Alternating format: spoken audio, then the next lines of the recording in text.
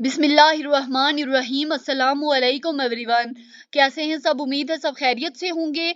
तो my dear student, आज हमारा 9th क्लास बायोलॉजी में चैप्टर नंबर 3 का लेक्चर नंबर 11 है, जिसमें आज हम डिस्कस करेंगे कंजर्वेशन ऑफ बायोडाइवर्सिटी इन पाकिस्तान। यानी कि पाकिस्तान में बायोडाइवर्सिटी को कंजर्व कैसे किया जा सकता है और बायोडाइवर्सिटी को कंजर्व करने के लिए पाकिस्तान गवर्नमेंट ने कैसे कैसे स्टेप लिए हैं। तो मूव करते हैं आज के लेक्चर की तरफ। देखिए स्टूडेंट, पाकिस्तान की बायोडाइवर्सिटी बहुत ज्यादा रिच है।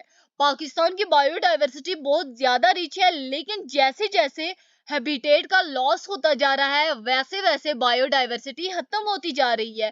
वैसे वैसे जो स्पीशीज हैं उनका भी लॉस होता जा रहा है। यानी कि जैसे जैसे हैबिटेट का लॉस होगा वैसे वैसे स्पीशीज भी खत्म होना शुरू हो जाएंगी। अब इस लॉस की जो मेन वजह है वो क्या वजह हो सकती है? यानी कि जब किसी इलाके की, किसी मुल्क की, किसी शहर की पॉपुलेशन जो होती है उसकी रैपिड ग्रोथ होना शुरू हो जाती है, और जब रूरल जो एरियाज हैं यानी कि जो देही इलाके हैं उनमें गुर्बत फैलना शुरू हो जाती है, तो ये चीज वजह बनती है लॉस ऑफ हैबिटेट की। और लॉस ऑफ हैबिटेट जो लॉस ऑफ हैबिटेट वापस किसकी वजह बनता है? लॉस ऑफ स्पीशीज की, यानी कि स्पीशीज खत्म होती चली जाती हैं। स्टूडेंट, जब लो लिटरेसी यानी कि एक इलाके में शरह ख्वानदगी का जो लेवल है वो बहुत ज्यादा कम है, यानी कि बहुत ज्यादा कम लोग हैं जो पढ़े लिखे हैं, बहुत ज्यादा कम लोग हैं जो तालीम की तरफ तवज्जो देते हैं, तो स्टूडेंट यही वजह है कि गवर्नमेंट जो स्टेप लेती है वो उनमें कोई खातिर हुआ कामयाबी हासिल नहीं कर पाती। यानी कि सिर्फ गवर्नमेंट का काम नहीं है कि वो बायोडाइवर्सिटी को कंजर्व करे।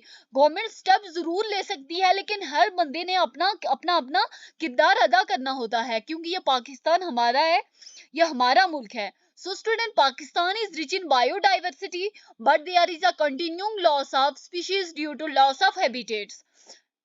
Main cause of this loss are rapid growth in population and the poverty in rural areas. Low literacy is also a reason for no success in government step for conservation. देखें, जो international union होती है for the conservation of nature and natural resources और जो world wild life fund Pakistan है, ये दोनों मिलके काम करते हैं पाकिस्तान मिनिस्ट्री ऑफ इन्वायरमेंट के साथ।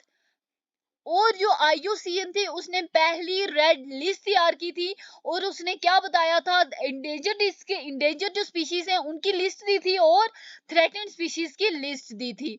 The International Union for the Conservation of Nature and Natural Resources IUCN and the World Wildlife Fund Pakistan WWFP work in close coordination with Pakistan Ministry of Environment.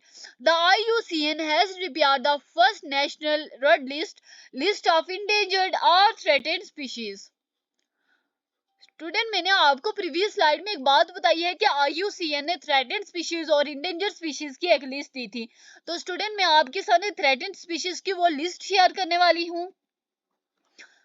सबसे पहले mammals की total species 174 हैं, और जो mammal की threatened species की अगर बात की जाए तो वो 20 हैं। स्टूडेंट, बैट्स की जो टोटल स्पीशीज है वो 668 थी उस वक्त, और जो उसकी थ्रेटेंड स्पीशीज थी वो 25 थी। रेप्टाइल की टोटल स्पीशीज 177 थी, और जो रेप्टाइल की थ्रेटेंड स्पीशीज थी वो 6 थी। स्टूडेंट, एम्फीबियंस की अगर टोटल स्पीशीज की बात की जाए तो 22, और थ्रेटेंड स्पीशीज कितनी थी? 1। फिश जो फ्रेश वाटर में रहती है उसकी जो टोटल स्पीशीज की तादाद थी वो थी 198, और जो थ्रेटेंड स्पीशीज की तादाद थी वो 1 थी। फिश जो कि मराइन वाटर में रहती है उसकी टोटल स्पीशीज की तादाद 788 थी, और फिश जो मराइन वाटर में रहती है उसकी थ्रेटेंड स्पीशीज की तादाद 5 थी। अब देखते हैं कि पाकिस्तान गवर्नमेंट ने बायोडाइवर्सिटी को कंजर्व करने के लिए कैसे कैसे स्टेप लिए हैं। सबसे पहले इंडस डॉल्फिन प्रोजेक्ट किया गया ताकि वो इंडस डॉल्फिन को सेव कर सके। इसके अलावा protected area management project Machiara in Azad Jammu and Kashmir, protected area management project Machiara किया गया, यानी कि प्रोटेक्टेड एरिया मैनेजमेंट प्रोजेक्ट किया गया कहाँ पे? आजाद जम्मू एंड कश्मीर में किया गया। उसके अलावा मराइन टर्टल कंजर्वेशन प्रोजेक्ट किए गए। उसके अलावा जो मारहोर की हंटिंग थी उसके ऊपर बैन किया गया, और यूरियल की हंटिंग पे बैन किया गया, लेकिन कौन से इलाके में, कौन से सूबे में किया गया था? बलूचिस्तान में। आपने एक बात याद रखनी है कि बलूचिस्तान गवर्नमेंट ने क्या किया था, यानी कि उन्होंने मारहोर की हंटिंग, मारहोर के शिकार पे और जो यूरियल था उसके शिकार पे बैन कर दिया था, यानी कि पाबंदी लगा दी थी। तो following are the few examples of conservation steps taken in Pakistan to conserve biodiversity. Indus dolphin project to save Indus dolphin, protected areas management project Mashera in Azad Jammu and Kashmir, Marine Turtle Conservation Project, ban on the hunting of markhor and urial in Balochistan। उसके अलावा biodiversity को conserve करने के लिए और भी project किए गए थे। कौन कौन से इलाके में किए गए थे? एक सुलेमान रेंज में किया गया था और एक बलूचिस्तान में किया गया था। बायोडाइवर्सिटी को कंजर्व करने के लिए कहां कहां पे प्रोजेक्ट किए गए थे? सुलेमान रेंज में किए गए थे और बलूचिस्तान में किए गए थे। उसके अलावा नॉर्थन एरिया कंजर्वेशन प्रोजेक्ट भी किए गए थे। Conservation of migratory bird in Chitral KPK.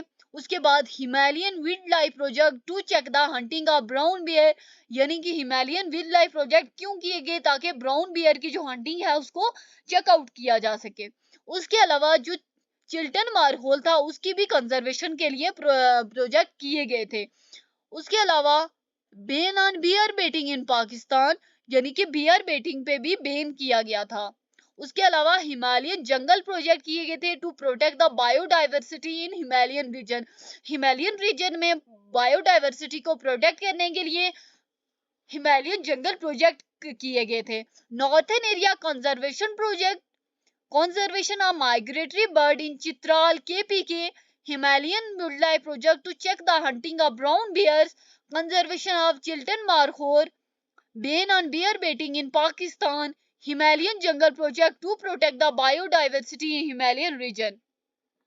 Thanks for watching, मिलते हैं नेक्स्ट वीडियो में।